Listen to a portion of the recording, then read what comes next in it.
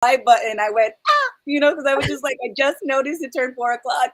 Hi, everybody. It is another Friday, and this Friday at 4 p.m. has turned into a DU reel. It's not always going to be that way. Sometimes Jackie and I have our side quest that we'll go on, but today the side quest has brought us here, and I am glad for it. Happy motherfucking Friday, Jackie. I'm glad to be here and chatting with you. Woo woo! Happy Friday, motherfuckers! What's up? Sorry about last week, you guys. I could explain, but uncertainty happens and it's okay. I'm here this week and I'm happy to be here, like you said. I love when my now includes Amanda and all of y'all joining us in the chat. And yeah, we were just sort of talking about the myth of being a good person or being a bad person, like the myth of being able to categorize people in general. And our minds like inherently work in this dualistic way where like if I'm me, you have to be you. If I'm good, you have to be bad, right? It's always in comparison, and like we perceive that comparison or difference as being in conflict, and we do so many mental gymnastics trying to maintain our idea of who we are as a good person and everyone else as whatever we need to see them as to maintain our idea of ourselves and our perception of the world. And yeah, we were just saying how like there are certain beliefs present within at least the United States, where people will hold like let's say you're very religious and also very pro-capitalist at the same time. There are certain people I know who are like that, and it's like, how do you not see the way that those beliefs are in conflict with each other? But if you're raised within a system where that is normal and you believe yourself to be just this thing, and you are in, you need to uphold your self-esteem and value your own identity because you just think you're this one person separate from everyone and everything else. You're gonna continue to believe that shit and think divisively and maintain this cognitive dissonance that inherently, I think it makes it hard to act empathetically because you want to believe yourself to be a good person,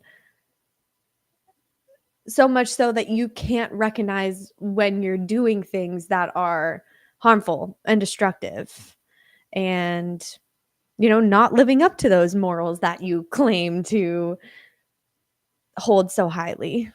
So yeah, that's where we're starting off today. We're kicking today. I had a Vietnamese coffee before this, so I'm feeling like like Down with the system. No, no, no, no. Just like, feeling a little disheartened, right? Because I had a few meetings at work today, and we're talking about like our DEIB committees, our diversity, equity, inclusion, and belonging, and talking about certain partnerships with other organizations and other businesses that are trying to leverage their resources to make an impact on at-risk communities. And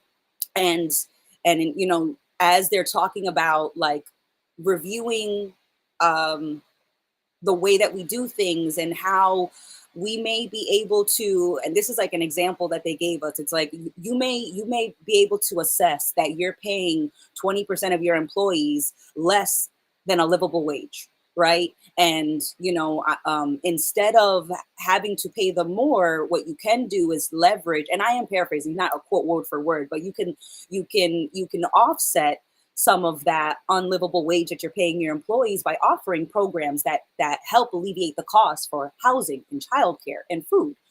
Three things that tend to cost people a lot of money. And it just like broke my heart a little bit that like we skip over paying people more. Like Like, I know that that would be difficult, and I know that that would, not be pleasant for everybody else who, let's say you're able to pay that, like in this example, you're going to pay that 20% of your employees that you determine you're not paying a livable wage. And instead of coming up with 15 programs to help make that unlivable wage somehow livable, you could just pay them more. And then you don't have to come up with all these programs that help with housing and food costs and this, that, and the other. And and I'm looking up like the statistics, and there's been an increase of 61% of productivity for hourly based pay. And while that productivity has gone up 61% since 1979, the hourly pay has only increased by 17.5%. Mind blowing, right? The widening pay gap is showing that for the top 1% of earners, they've experienced a 179.3% increase in wages since 1979. So 1% of the people that are working in this country saw a 179% increase. And the bottom 90% have only seen a 28.2% increase in pay since 1979. And the sources for this information is the Pew Research Center, the Michigan Journal of Economics, and the U.S. Bureau of Labor Statistics. So, definitely look up this information yourself. But it's like it's clear. It's clear that productivity has gone up. The quality of our life has gone up slightly. So we're working better, we're working more efficiently, but you're not getting paid for that. But somebody's getting paid for that, and it's not the majority of the workers who are doing that work. And it's just mind blowing that like we skip over just paying people a livable wage. Like that's just like, oh no, we don't want to make the top 1% or the CEOs or the executive leadership teams, we don't want to make them feel bad. And we also don't want to hurt the bottom line, but we're going to come up with these programs, and it's like, but not like, it's just like there just doesn't seem to be as much incentive to just pay workers more, and not even more because they're not doing anything. Like they're clearly working better and more efficiently, and they're not being compensated for that. And it's amazing because not everybody thinks this way, right? There's a credit card company in Seattle, and I want to say his name is like Dan, what the hell's his name, Dan Price. And he did something like 7 or 8 years ago where he took a pay cut, and he took about $1 million pay cut so that all of his employees could get paid a minimum of $70,000 a year. And so many people were criticizing him. So many experts on Wall Street were saying that his business was going to fail. They are thriving. They are killing it. They are doing an amazing job. So many of the employees have been able to buy houses, have been able to have kids because they feel confident in their financial ability to take care of those children that they're giving birth to. And they feel confident buying that house and being able to pay that mortgage in 5, 10, 15 years and maybe pay it off in their lifetime. But it's because the CEO actually prioritized his people. He didn't say it, he did it. And so when we talk about all these committees and all these programs and all this, it's like, yeah, but at the end of the day, are you actually taking care of people, or are you just making a very public attempt to? Yeah, you just want the narrative to be that you care about your people and that you're supporting them as much as you can, but that is not as much as you actually can support your people. And that's such an amazing example. And to the CEO, that's nothing. Like they already are comfortable. And for a lot of CEOs, like think about fucking Jeff Bezos. Like you do not need billions of dollars. Like you could survive, like give me $1 million, I'm set, I'm good for life. Like, that's even more than you would need to sustain yourself for a lifetime comfortably, right? Maybe not. I don't know. I don't really know, to be honest with you. But it's definitely not hundreds of billions of dollars. Um, and yeah, you're right. It doesn't make any sense why they wouldn't see that as being a viable option. But yeah, at the end of the day, like this country works as like a corporation, and corporations are very inhumane structures in a way. They're like machines. And yeah, unfortunately, the way that this system is running and what's good for business and for the people that are running these companies has taken priority, and it's also seeped into our government so that it's become easier to do that. And then these corporations can lobby politicians, right? And sway and like pull the strings with the law and like, get out of taxes and like all of this shit. And it's crazy that that's what we're prioritizing over the well-being of the citizens of, like our people. Like we are whatever country we're a part of. We are whatever company we're a part of. Like they would be nothing without every single person that's contributing to it, right? And the like growing wealth gap reminded me like of I don't know, I'm seeing hoarding wealth as like if you imagine certain organs in the body were hoarding blood. Like that's like a blood clot. You do not want a fucking blood clot, bitch. Just no, like because then certain organs begin to die off and it eventually will kill the whole organism.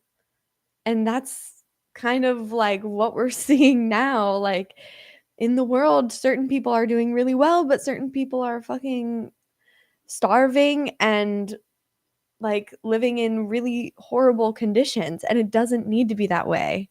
I think the whole of society would be better off and we would actually be more civilized and advanced and like embodying the values that we claim to hold, at least speaking from the perspective of the United States, right? Like the values of, you know, personal liberty and like independence and like freedom of opportunity. Like that's really not a thing anymore.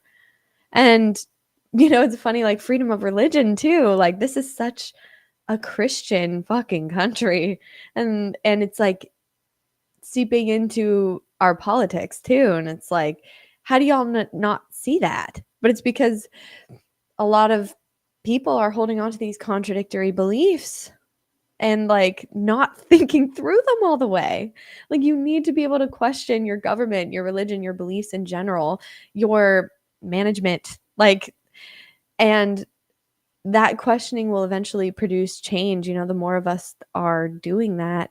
But it is such a shame that we've gotten so far away from reality and like community and genuinely caring about each other and seeing the way that we're connected. Like we're just so fucking individualist these days that like we don't think that other people doing well is good for us. But it is. Like we're inherently connected. And just like that company in Seattle where like if everybody like baseline needs are met, everybody benefits because everybody's willing to work harder, they're more loyal, they're willing to stay in that role. They want to grow with the company because they feel like they're valued and they're compensated fairly. Like that's how people become like detached and complacent and just doing the bare minimum at work, and it's actually bad for business and bad for like our progress as a species. Like when people are just being passive and doing what they're told because they're just seeing the job as like, okay, well I need money to fucking survive. Like if you cover that basic need, then people can actually give a fuck about what they're doing.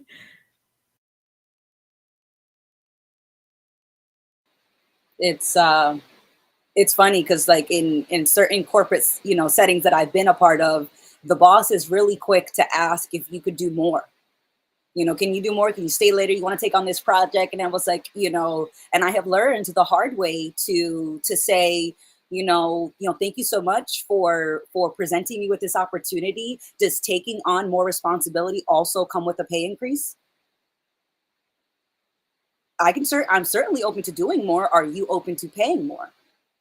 Usually that's, that's at least reminding your bosses and your employers that we're not opposed to working hard. that's not a problem.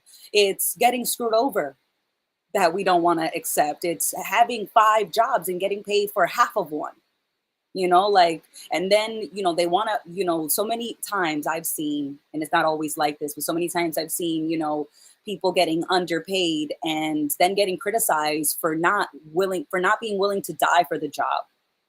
And I'm like, how does that make any sense that you want to pay the bare minimum, but you want people to be the most invested? You want people to be broke like an entrepreneur with a startup company, but have none of the incentive of being that entrepreneur who just happens to get paid nothing, but they are an owner and they're investing in this. And so, working countless hours for bare minimum pennies is okay for 2 years, because in the long term, the plan is for you to build a business that maybe you sell later, or you sell stocks, or like, it just seems so disheartening that it seems like a surprise. And then when you bring this back to your bosses, in my experience, they're like, oh, I'm so surprised, the company is really strapped for cash. And I was like, yeah, but it's not strapped for asking for favors.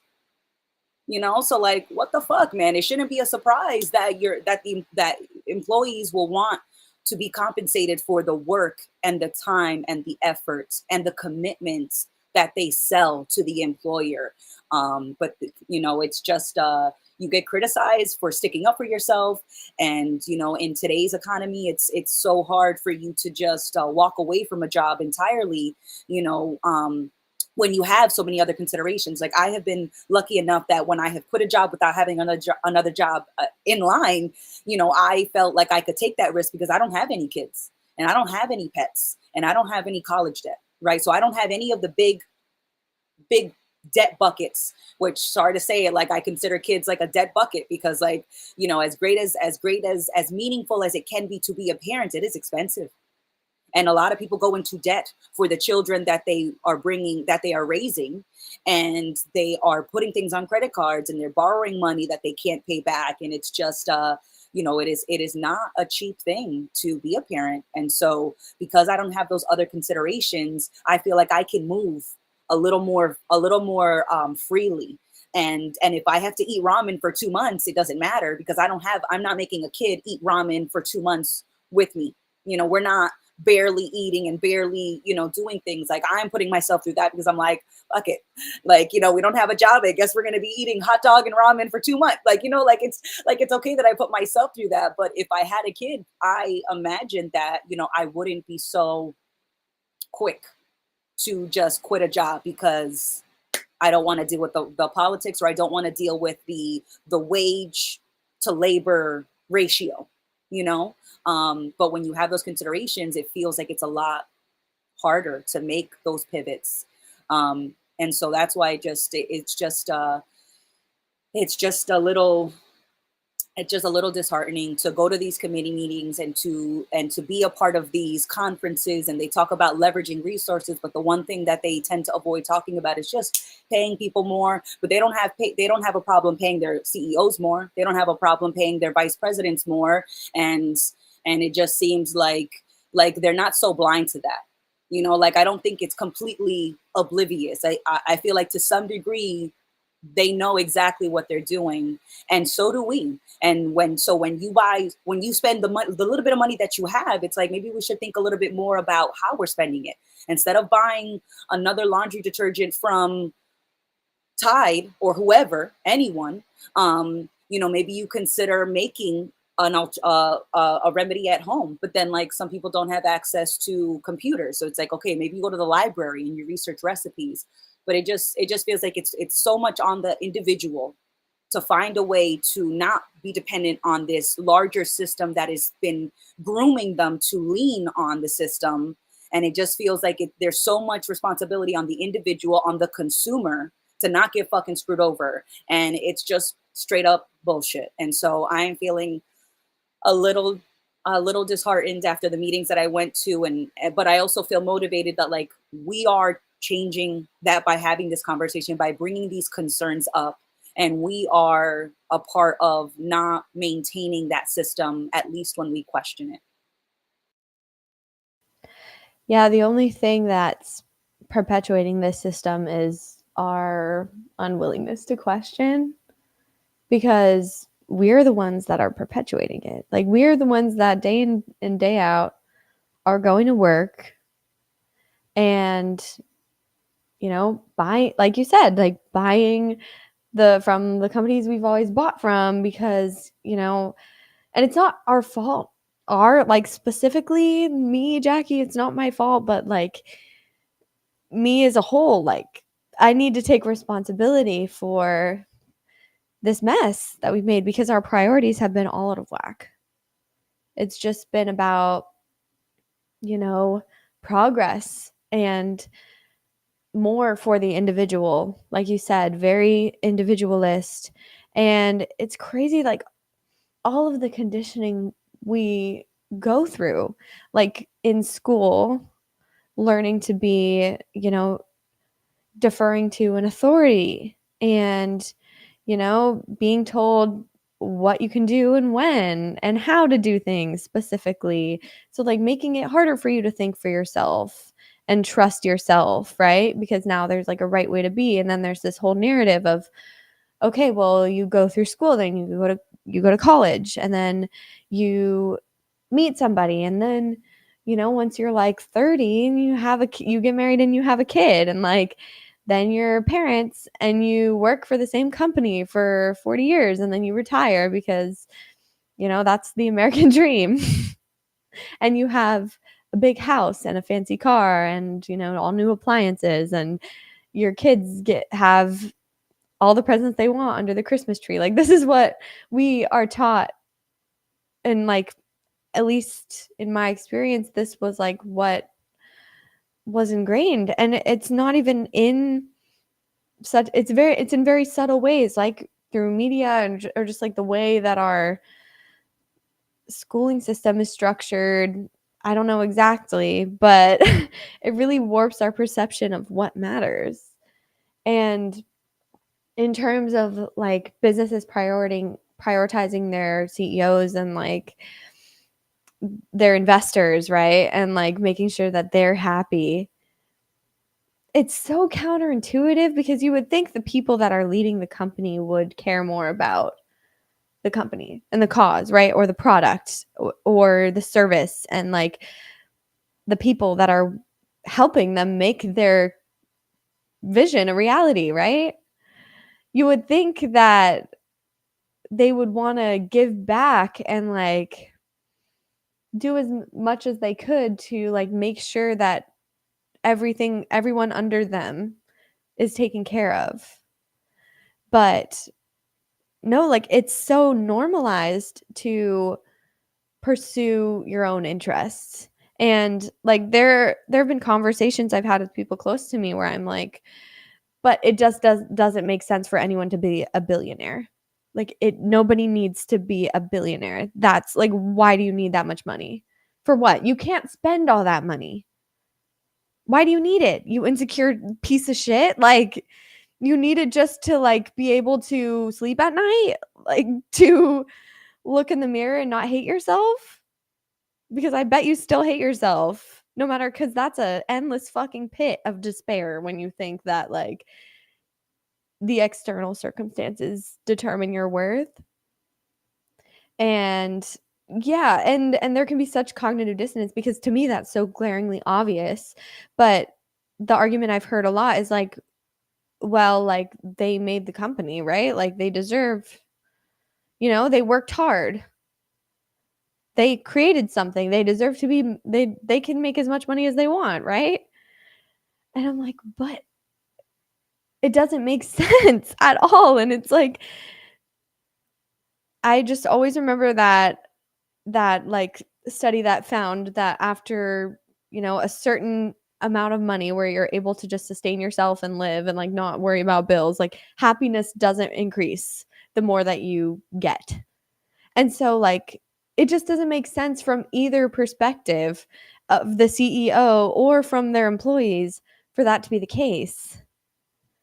But we just can't see that if we're hell-bent on believing that the way we've always done things is the right way, and that we're at the peak of human progress, and that, it would be too much to change the system now. It's too big of an issue.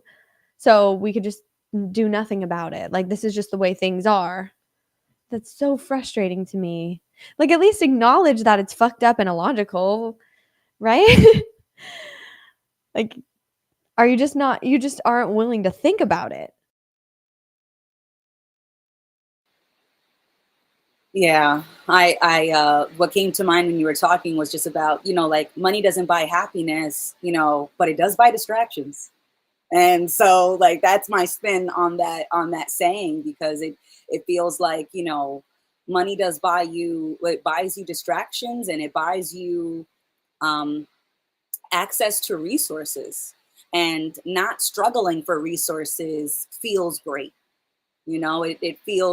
It feels good to know that at any point, no matter what goes wrong, you could pay to solve, to get over whatever barrier you encounter.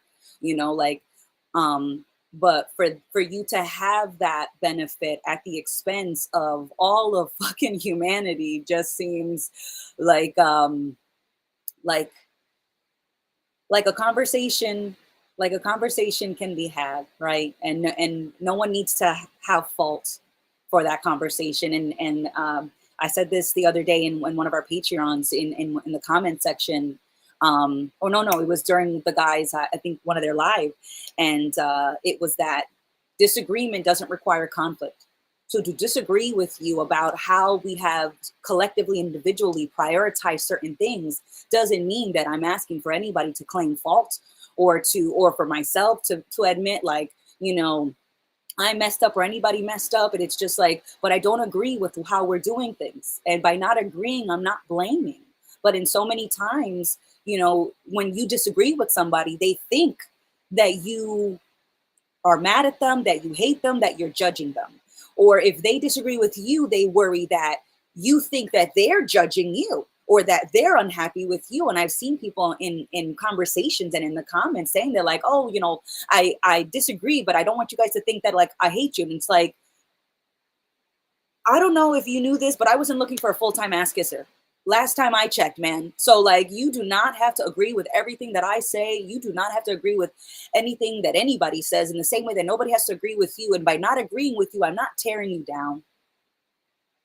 I'm attempting to have a conversation that feels uncomfortable for me too, because I know that I am contributing to this world, to this collective struggle, right? So it doesn't feel comfortable for me to bring up things about how our priorities are out of whack, because I'm included in the hour.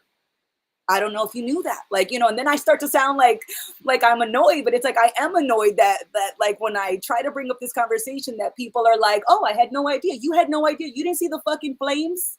You didn't see shit blowing up in smoke. Like, no, had no idea, huh?" And it's that cognitive dissonance. It's like, to admit that they saw it, or to admit, means that they also admit to doing nothing about it. And it's like, yeah, but I did nothing about it. I'm still, sometimes feeling like I do nothing about it. Like, that doesn't matter how I feel. Like, I still think that despite feeling uncomfortable, I'd rather have a conversation where we talk about everything on the table, including the ways that I individually contribute and how we collectively contribute to the shit pile. That the stench is becoming over fucking whelming. And so, I'm tired of pouring, perfume on the shit pile to say that it smells better, or to wonder, what could we do with that shit pile? Maybe we could bury it. Maybe we could set it on fire. And it's like, yeah, but where's the shit coming from? How about we just find the source of the shit, instead of talking about how to reorganize the shit pile in 15 committees? Like, it just seems like we like running in circles, because running in circles makes you feel better, makes you feel like a good person. I'm a good person. I do my part. It's like, yeah, but let's talk about how we do that part, because we could all do things differently. And that doesn't mean that anybody's taking fault by being open to do things differently. It just feels like, a lot of these conversations are not being had in an authentic way, because too many people are protecting their feelings instead of being open to finding the best solution, not just the solution that works best for them.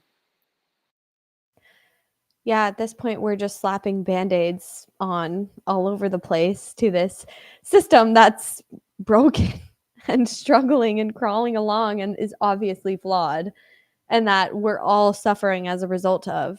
And yet Like, we can do all of these things to sort of like make it okay-ish for the time being, like to make things a little better without looking at, like you said, the root of the problem. And I think that's how we approach a lot of issues, like in general.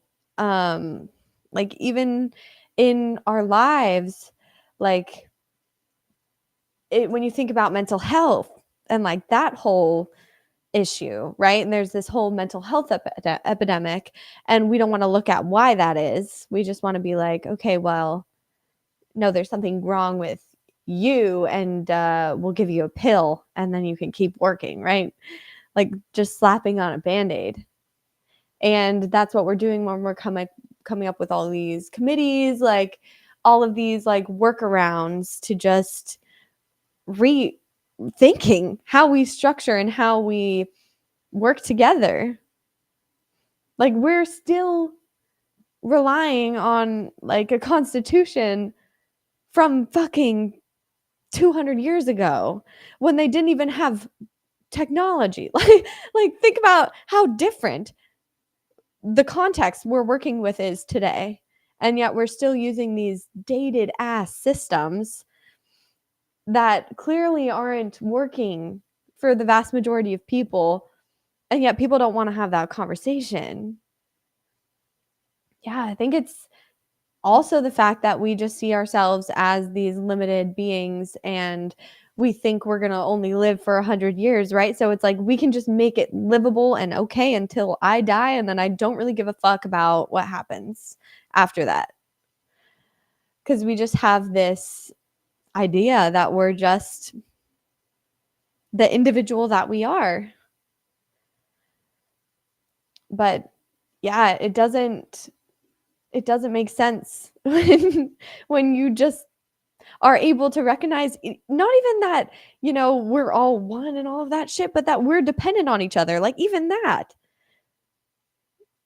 then you're like, okay, well, it makes sense to like take care of people and make it easier for them to live. And that's why we created government in the first place, right? To like organize, protect the peace, and have it benefit the people. And yet now it's like only benefiting very specific people with money. So yeah, and it's crazy. One thing I thought about too when we're talking about like how people get trapped in this, it's not even like trapped in this system. Like that's what it can feel like sometimes where like, you have all this student debt. Your job isn't paying you enough and gaslighting you, right? When you're working, they're expecting you to work and give and be this person who grinds, right? And is like motivated and intrinsically motivated, right? They like see that as a value and gaslight you to think that you shouldn't be paid more for it. You're like, "Oh, well, if you really cared, then you would be willing to pay for it, or then you would be willing to work this hard." And it's just insane that the gap between like the cost of living and what people are making has gotten like crazy far apart. And it does not make sense. And then also nowadays, like Roe v. Wade got fucking overturned. And so now people, especially in states where abortion is illegal and they're limiting access to contraception, people are going to, and they're also not teaching people about birth control and safe sex because of religious beliefs. And then people are having kids that they're not ready for, they can't support. And then and then the cost of having a baby in a hospital is, it could be like hundreds of thousands of dollars if you don't have insurance. Insanely expensive. So you go into debt for having the kid, not to mention the cost of feeding and clothing and buying them all these things that is now like like having a kid is a huge money suck. Kids are so fucking expensive. And there's no support, right? There's not maternity leave. Like there is, but not long enough at all. There's not free childcare. And then if you have your baby and give it up to the system, they're mistreated and those kids are not taken care of at all. So it's like you don't even genuinely care about the children. You just care about your fake fucking morality and upholding these ideals without actually embodying them. And yeah, people can't look at this whole clusterfuck of a situation because it just seems so big. And it does. It definitely does. I look at this situation and I'm like, what could I, wow, like that's a lot. But when you think about it, like it's not just, we are not our limited lifetimes, right? Like we are part of this whole, like we created all of this, our consciousness, right? Our existence became this and it can change. And when you think about how long eternity is, like this is just a blip and we could turn things around and live completely differently, theoretically. Like all of that is possible, but not until we accept that it is, not until we're willing to look at it and have that fucking conversation. So, yeah, you can look at that and really be depressed and be like, wow, well, there's no hope. But also, Ray just said giant meteor 2024. Yeah, there could be a mass extinction event, and I don't know. I think it can only, there's only that existential doom when you are thinking of yourself just as an individual and you're afraid of dying, or, you know, all of these things that we perceive to be bad or uncomfortable, or like, you know, when we think about that, it seems like a bad thing. But from the perspective of the universe, which is the reality of me, it's just one possibility playing out. So yeah, even if we do get hit by a giant meteor and all fucking go extinct, like the dinosaurs, were around for millions of years. Maybe I'm wrong about that, but they were around for a long ass time and they got obliterated. And there have been multiple mass extinction events throughout the history of the earth. And when you think about how old the universe is, like that's just the span of the earth and like our sun and our galaxy. But there's literally billions of galaxies and like we are so small and insignificant. But like the shit that we worry about is so narrow-minded and so limited in terms of like time scale. Like I love that, you know, I forget which Native American tribe like thought of all their decisions in terms of how it would play out for 4 generations. Like that, if we thought that way, that would change so much about the way that we worked. Oh my god, dinosaurs existed for 165 million years. That's fucking crazy. And then they got absolutely demolished and all that was left was like sharks and birds. But yeah, if a meteor could do all that to the dinosaurs, like we are so fragile. And Yeah, but most, in my opinion, most people would vote for the meteor to wipe us all out than take responsibility. That is in my opinion. You like, be responsible and considerate of others, or wipe us all out with a meteor. I vote meteor. Like I feel like that is where a lot of people would consider themselves like, you know what, fuck it, it's just gonna be too hard to change. And it's like nothing is impossible.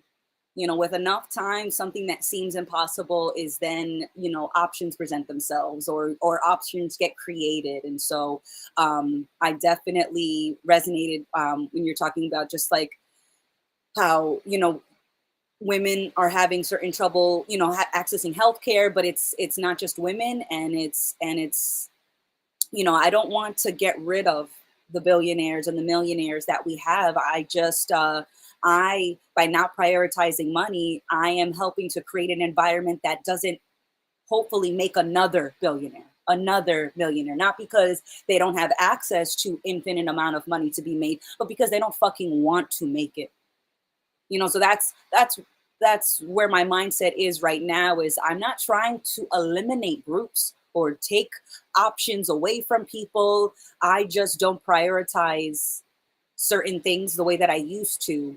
And by not prioritizing money over people, by not prioritizing excess over, just having what I need, um, I show others, I show myself that I don't need to have the biggest house. I don't need to have a bank account with $1 million. And I don't need to have enough food in my basement to survive a fucking apocalypse.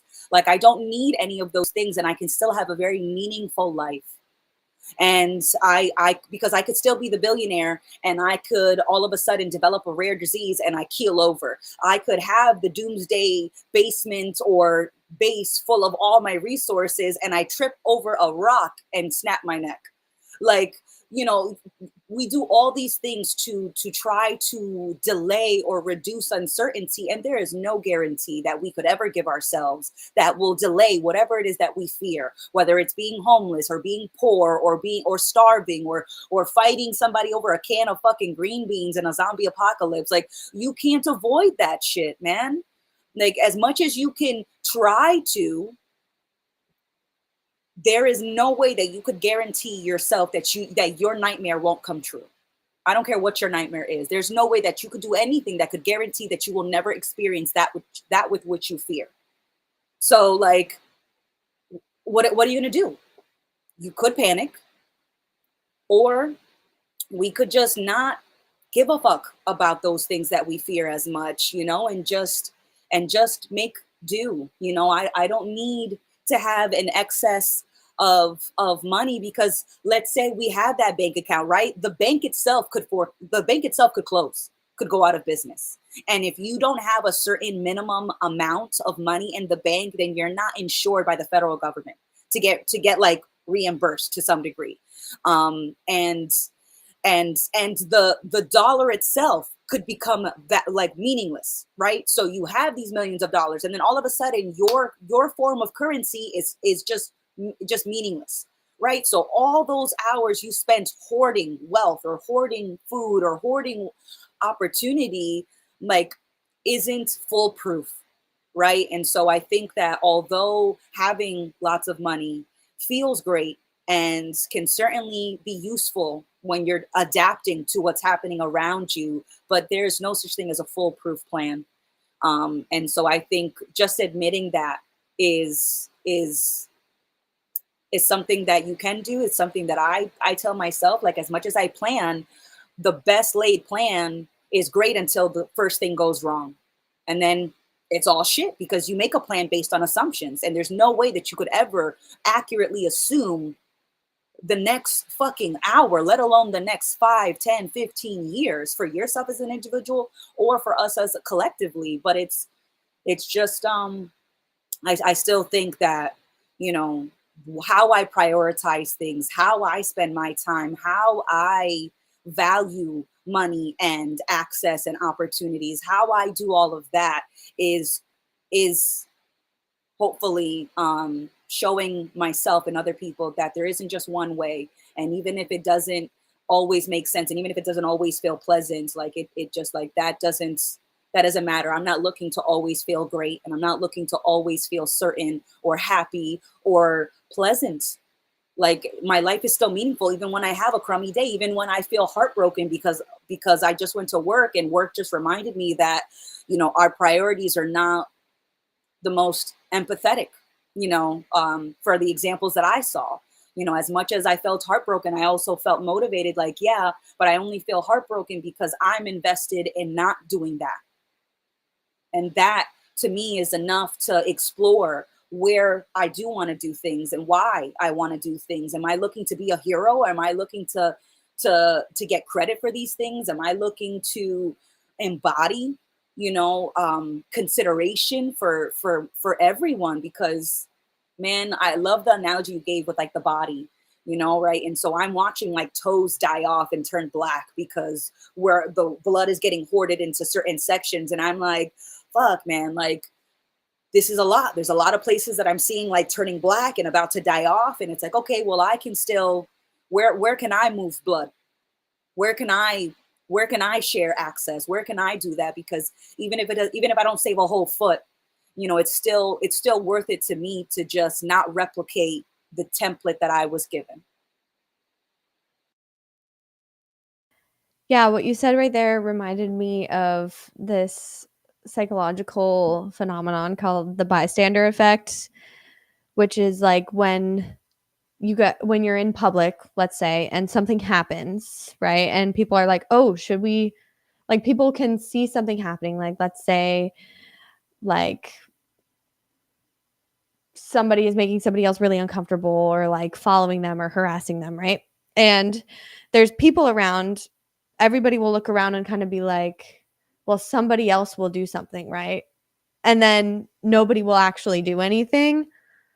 And so we sort of like pass off the buck because the problem is so obvious, and that's kind of like what we are doing collectively. I sort of just now made that connection of like we're seeing all these things happening and we're like, well, somebody should be doing something about this. The people with more resources should be doing something about this, and we don't want to look at like what we could do. We don't want to think that we're complicit in whatever it is, but also like we don't want to have to take responsibility and take action, because fundamentally we're focused on ourselves and what's most convenient and makes us feel good. So, yeah, we're watching parts of the body die off and being like, well, I just go to work at my job and like this is just the way things are, and like I'm just trying to survive, man. Like I'm just trying to make it through the day, and like we don't really want to sit back and look at our own priorities or the way we might be contributing to these issues, or even just being willing to question these systems and talk about it, cuz all of that is doing way more than we think, and the change is already happening. 100%. Like definitely my generation, like my peers are looking at capitalist structures and the government right now and is like, this all needs to crumble to the ground. And there are some people I know that are very much like, well, fuck, I just hope the world ends so that I don't have to keep going to work. Like it's such like a pat, it's like laying down and rolling over when you when you see a problem, right? And just like allowing yourself to be a victim. But in reality, making yourself into a victim is just a lack of taking responsibility. Mm-hmm. And the Yeah. system is crumbling, right? I was chatting with a friend a few weeks ago, and we're chatting about like the system and how some people are doing really well and some people are struggling, and how we ourselves, like me, I am just trying to get by. I'm just trying to, not be homeless, have enough to pay for my food, I have enough to go to the movies if I feel like it, and just how doing well in the system is a goal, but as you do well, you maintain that system. So I totally get, like, there's like an internal conflict. It's like I don't want to be crushed by the system, but if I do well in the system, then I'm crushing other people. So like, but is there an alternative to being crushed or crushing? And it's like there is, but it doesn't feel like it. Like it feels like as I try to become less dependent on the system, like I feel like I still am crushing myself and other people at the same time. And I don't know if that is how much that's gonna go away, but I definitely just don't have the same motivations. Like one of the goals was to like start a nonprofit, right? Like, somebody, you look around and somebody's got to fix this because it's not fucking working. Like as much as we talk about, oh, maybe things should be differently, like rarely do I hear people saying like the system is fucking crumbling now. You said that like your generation is thinking this needs to be crumbled down. It's like, no, it is already fucking crumbling. It is not working. People are not happy, whether they are the richest or the poorest. We are all fucking going through it, man. Just look around. And so I think maybe it's more or maybe a part of it is just admitting that shit is falling apart, that shit is not working, that this isn't the foolproof plan we thought it was, and that although it may feel unpleasant to admit that and to make the steps to address that, it's fucking worth it. I think about when the body gets sick, usually the symptoms get worse before they get better. And I think that we forget that also applies for other change, for other sicknesses, for other challenges. Usually it feels like it gets worse before it gets better, but just because you anticipate that it might feel worse doesn't mean that you should just avoid it. Like I would rather have my physical symptoms of a fever get worse and get through it than pretend that the symptoms that I have just don't matter, or they can't be solved, or that it's just not worth it, because that's just, I don't know, it just seems like that's also not going to be a great plan either, to avoid the getting worse part and just staying where it's like a normal level of shit. And it's like, we don't want the levels to go up because it would feel worse. And it's like, and like, how does it not feel worthwhile for things to maybe feel a little more unpleasant if through that there's the opportunity for things to actually get better, because getting better and feeling better are two different things. I know I watched one of Ray's videos where he talks about that feeling better and getting better are not the same, and feeling better is very circular. Feeling better is like an addiction. You feel better, you're distracted, and then what inspired you to look for that distraction and feel better comes back because you never solved it. And it's not about, I don't want to say solve it, but I just mean that like it never addressed it in an authentic way. It was just a distraction, and distractions make you feel better. And we prioritize distractions, but it's the opportunity is still there. No matter how discouraged or disheartened I may feel, the opportunity for change is there, and we are embodying that. And so I don't think that we need a one business or one nonprofit to solve it. It's us individually. It's us all realizing that we have more capability than we were taught to. And although we may not know exactly what needs to happen, just admitting that something, it doesn't feel right, just feels like a really meaningful step. Maybe not a great step, but it feels like just admitting that this shit is not working. This tried and tested system and this tried and tested template that we've been getting over and over to be conditioned with, that it just doesn't feel great, even if I am thriving in the system. And admitting that just feels like a meaningful step. The first step to healing is acceptance, right?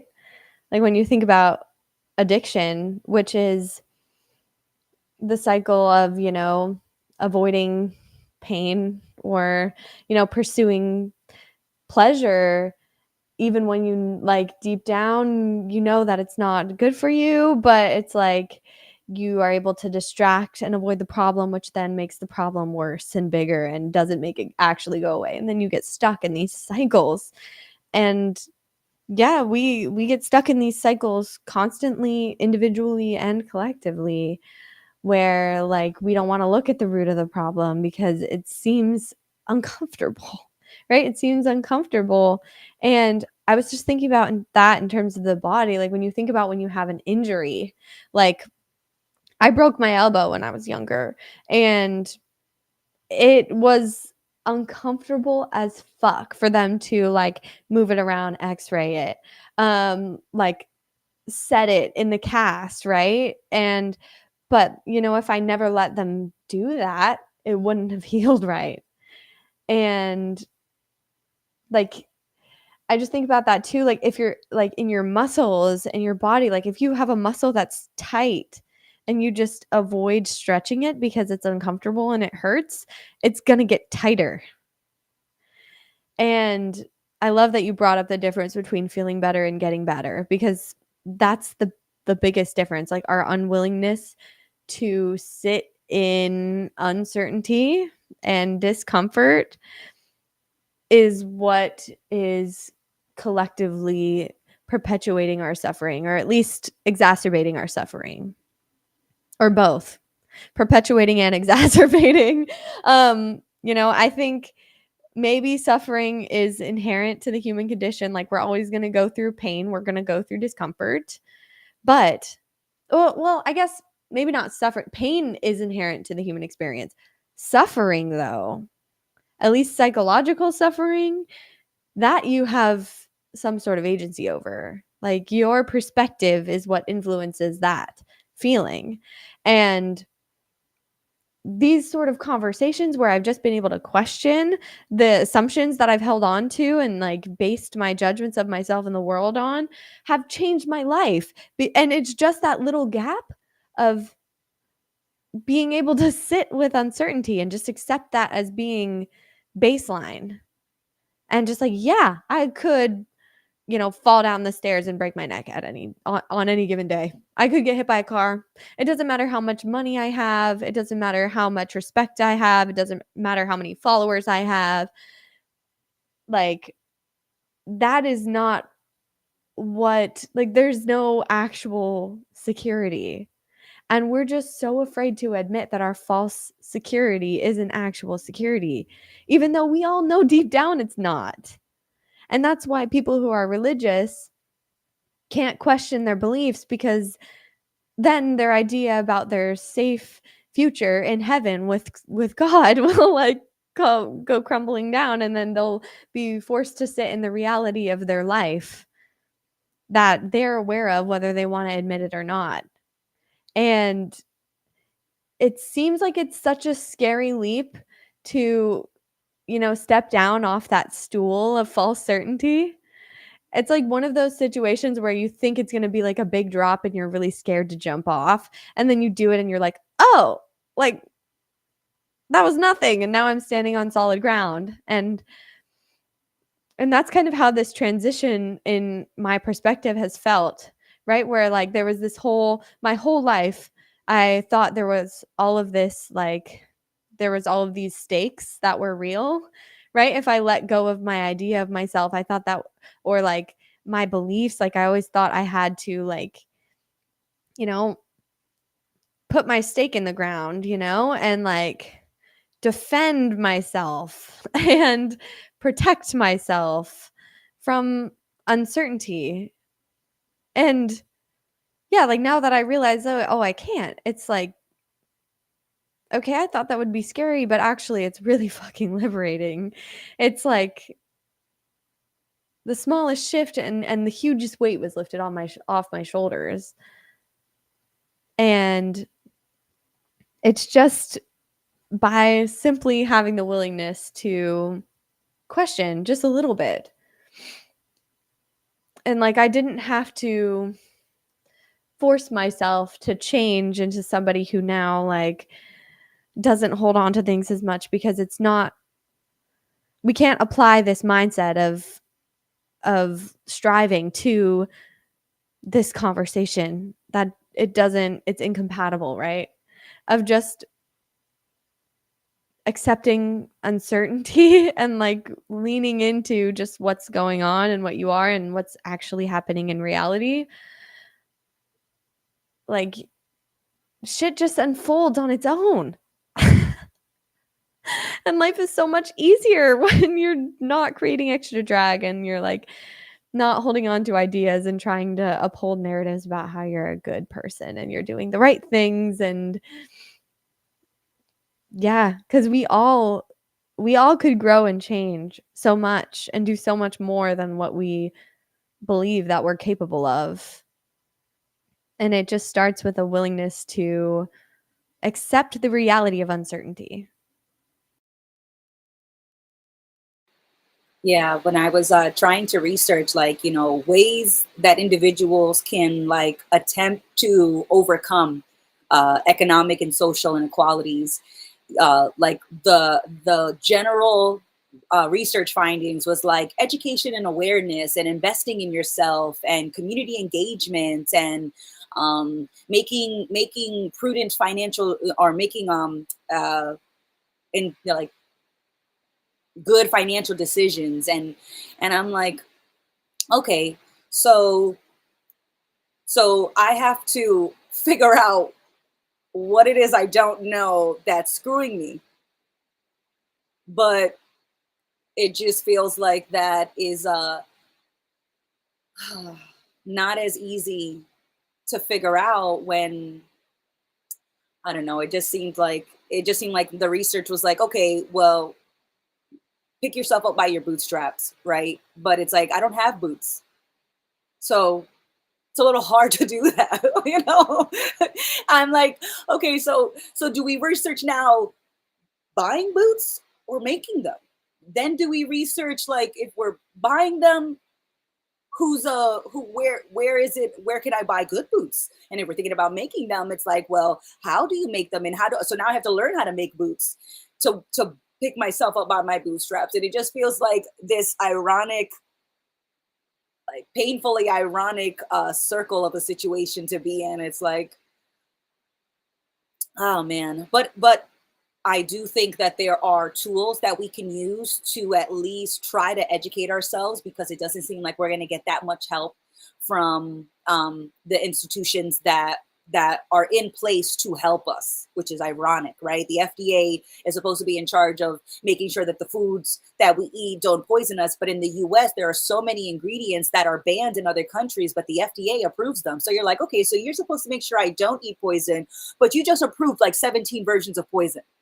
So, okay, so the groups that are supposed to protect us don't always, and it's because they have people in them that just are just going through the motions in the same way that I go through the motions as an individual.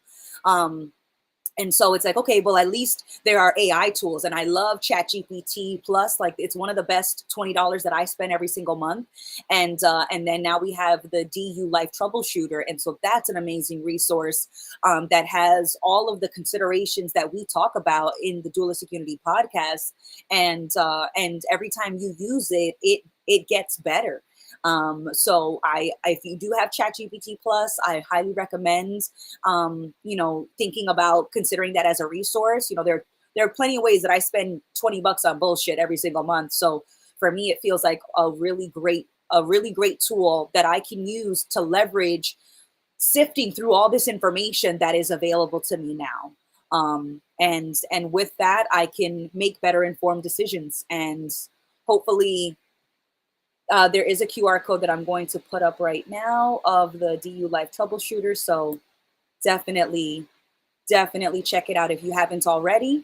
But just things like that, being able to leverage information so that I can use it in a way that is considerate and effective, right? Because when I'm thinking about how do I survive, um, I'm making a consideration of not screwing over other people as I do that, at least not intentionally. There's always indirect effects that you can't be aware of or avoid, but at least there's the intention to not screw over my fellow team members. As I'm like, we have all these countries and we have all these different divisions, all these separations that we create, but like I still feel like this is one either big team or one big family. We're all on earth together, and it's like, fuck, man, I argue with my family members and sometimes they piss me off, but that doesn't mean I don't love them.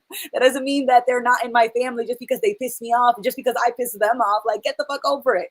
Everybody that you talk to isn't supposed to be somebody that you love all the time, like, or that you're always pleased with all the time. Not that you don't love them all the time, but that you're not always pleased with them, that they're not always stroking your ego. Because I'm not looking to have a nothing but yes men around me. And in fact, I love when people challenge me and are like, you know what, I disagree, because in their disagreements is an opportunity for both of us to learn something. And in that learning, at no point do I have to admit that I didn't know or that I was wrong, or it was like, no, I just may have been inaccurate. And I don't feel so threatened when I'm inaccurate. And even when I do quote unquote something wrong, it's like, okay, well, then there's always an opportunity to do something differently. Not right, but there's always an opportunity to do things differently. And I don't take those as attacks on my ego or on my capability anymore. I'm not so easily shaken by disagreements in the way that I used to, because I used to identify with my idea. So if you question my idea, you are questioning me. And if you question me, then I don't have any value anymore. And so it just seems to be a running or a returning theme or a returning lesson, is just that, I'm not so easily threatened because I don't identify so strongly with concepts anymore. So change doesn't feel like the ultimate threat to my identity. Yeah, there's so much growth that's possible when you recognize that the idea of yourself isn't you. And it allows you to change and grow and learn without taking shit personally, without feeling bad about yourself, without being like, oh no, but like I didn't see this before and I'm a bad person because I've been contributing to this problem. And instead of recognizing that and changing it, you're like, you can't look at it because it makes you feel bad. Like literally that is what's standing in the way of so much change and growth. Yeah, so I love that you brought up like our access to information today as well too, because it's not about pointing the finger at other people and be like, well, the billionaires need to change the system, right? The people in government need to change and be better and actually care about us, right? Like the way that you can actually do something to fix this or, at least improve your own life, right? Like for the very least, do it for yourself, right? Free yourself from your ties to all of these arbitrary identities and, you know, ideas of being a good person or like being a successful or valuable person. Like free yourself from these things that you attach to and like, you know, you attach to because they've been conditioned into you as part of this system, right? Like you just looking into things, questioning and like having the agency to use chat gpt and like research things and like figuring out what's going on for yourself and like making your own decisions rather than just trusting what authority figures are telling you, like that is real fucking change. That's change, like because you are the system, right? And as you change, everyone around you is influenced. And even if you don't necessarily see the way you're influencing other people or recognize it for what it is, like we are so much more influential than we think. And it's a win-win situation because you're freeing yourself, being more relaxed in your life, taking shit less seriously. You're able to tap into more of your potential because you're not afraid of uncertainty or failure because it doesn't mean anything about you. And also, you're a walking, living, breathing example of how living in this different way is possible. And that's so inspiring. Like every time I've met somebody who just lives that way, it's like, oh shit, you can do that. And when those people are around, like everyone around them is more relaxed and more at ease and able to be themselves more. And then we can actually work together and have productive conversations without it turning into an argument, right? Like you can disagree and through disagreement come to a better solution for everybody rather than disagreeing and then getting stuck there and just fighting because everybody's egos are involved. Like, get over yourself and look at the fucking problem. God. It's so crazy. When you Oh. see it for what it is, it's so obvious. Yeah, it's I know it doesn't always feel so free. Like, so I still work a very corporate job, and so I still have to participate on these committees. I still have to do things that I don't agree with on different levels, and so I feel so out of place when I'm at work sometimes, and so I don't feel the freest because I understand that I am still participating in the things that don't make sense to me as an individual or don't make sense for us collectively, and so I feel like I am a hypocrite in a lot of ways, or I feel like I am, just not doing the most because I'm still spending half of my time, and this is not exactly half, but just for the sake of the conversation, we'll say, I feel like I'm spending half of my time maintaining this system and half of the time questioning the system with, conversations I have with myself and things that I research on my own time and conversations that we have in the Dualistic Unity podcast and during the Patreon calls and our reels, our shows,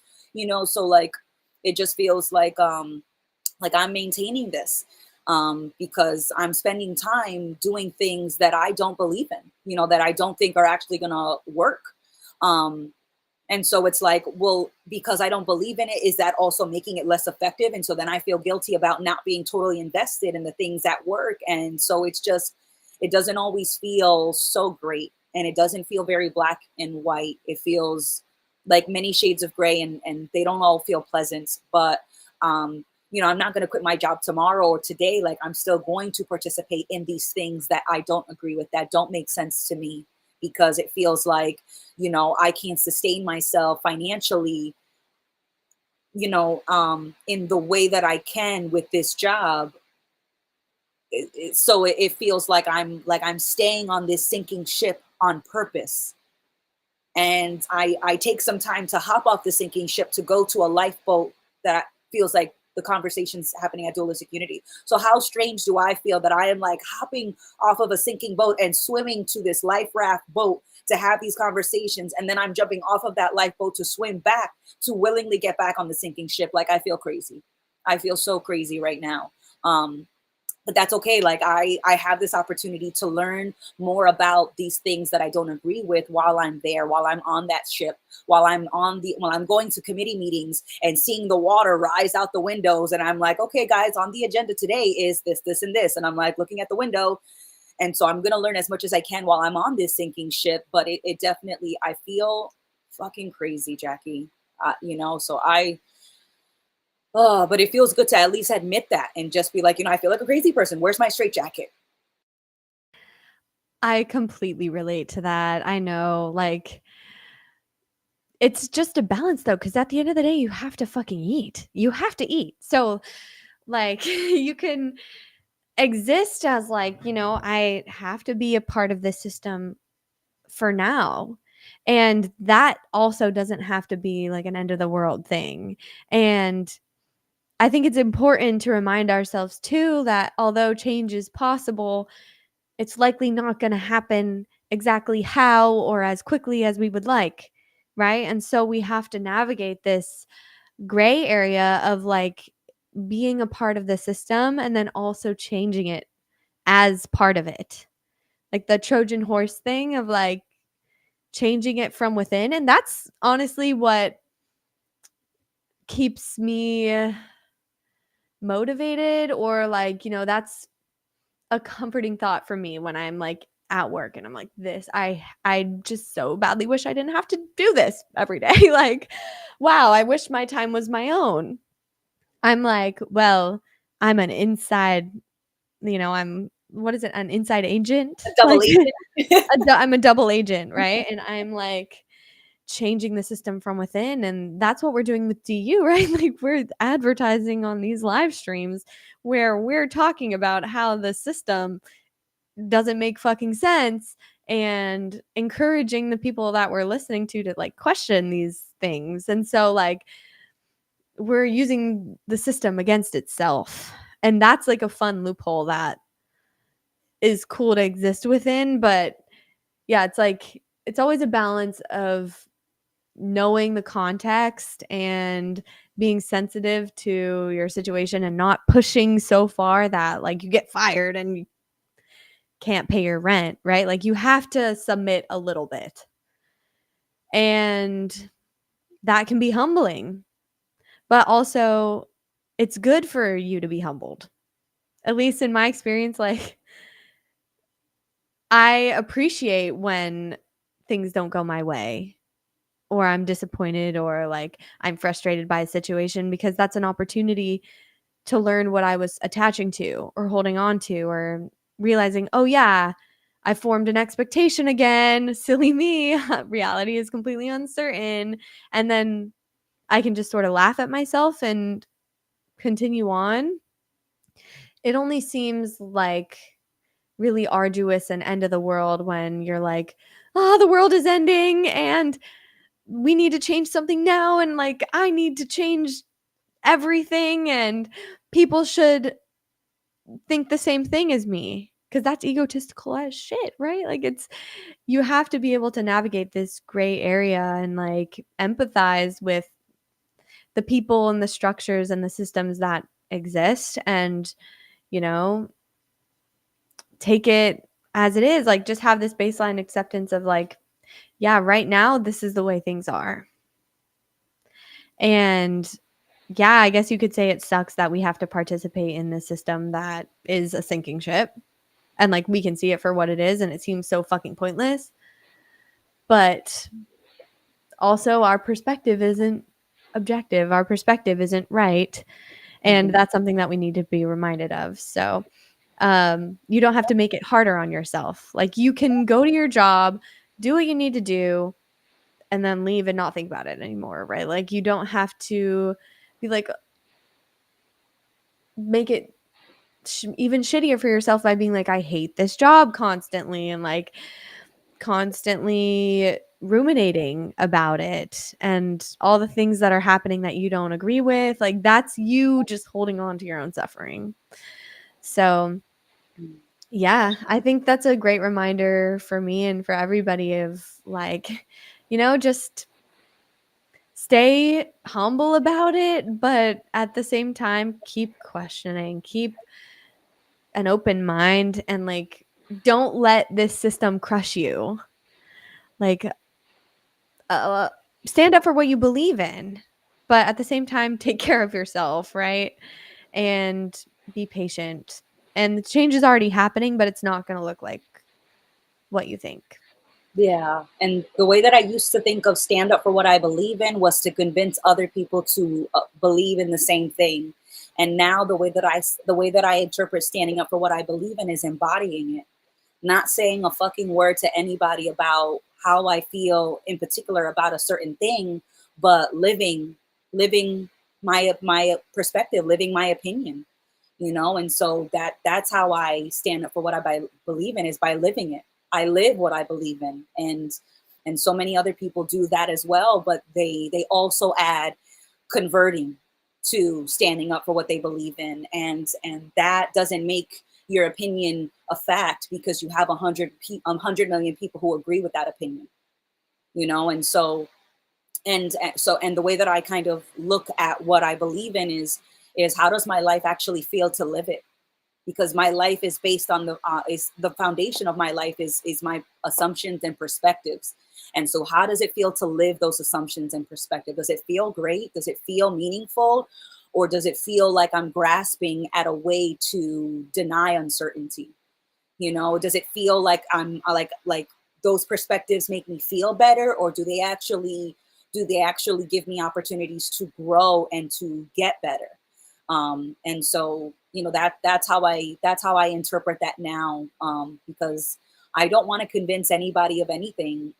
I do want to live a life that feels meaningful to me, and it feels more meaningful the more authentic it becomes. Yeah, getting better isn't about getting better necessarily, like, as in you're gonna become more, right? As you're getting better, that's not what that means. It's like, in the present moment, in your present moment experience, getting better looks like, you know, not being in conflict with yourself, being authentic, Yeah. being aligned with what you just naturally are. And that's not belief, it's just priority. It's embodiment. It's like, you recognize something so deeply that it changes everything about you. And you're right, it's not about converting other people to believe the same things you are. It's about encouraging other people to have that authenticity as well and like be fully themselves and think for themselves. And yeah, I think this is a great place to wrap up this conversation as well. Like, with the idea of like the key to freedom is the willingness to question and think for yourself. That's all that needs to shift.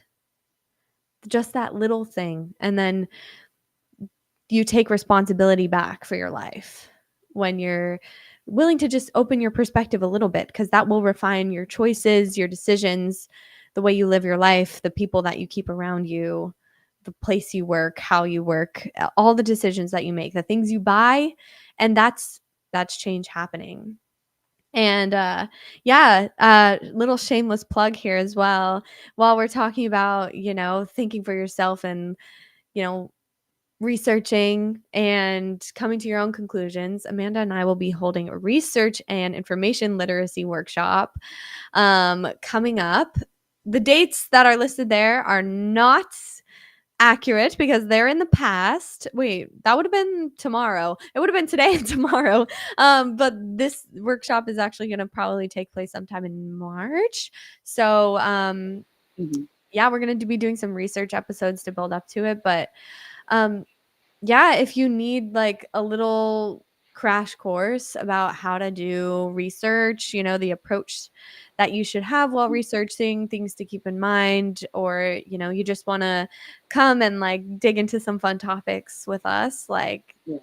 that'll be a great time. And I'm really looking forward to putting on that workshop. We're going to put a lot of our energy into it. So I'm excited and I feel very passionate about it because it's something that really gives people power. Like, we want to empower you to explore whatever you want and think freely about things and learn how to use the tools that are available to us, because like as much as the system has never really been more dominant over us as it is now, right? Like, everybody is, maybe not everybody, but the vast majority of people are struggling more than, people in the past have, and working more and like are more strapped for cash. And but at the same time, we have more power in the terms of information than we've ever had. And if Mm-hmm. we can learn how to harness that power, Mm-hmm. we're unstoppable. So yeah, I'm really excited for that workshop coming up. But this has been an amazing, amazing conversation. I've really enjoyed this. And thank you to everybody who is watching in and commenting. We appreciate you tuning in or listening after the fact. We love you. Um, Thank you for doing your part. And we'll see you next week. Mm-hmm. Absolutely. Amazing chat. Definitely glad that we got into it, Jackie. Thank you so much for sharing space with me. And a final thing I'll say is just as excited as we are for the workshop and for making space to have these conversations, I would like to remind everyone that, in my opinion, we empower ourselves.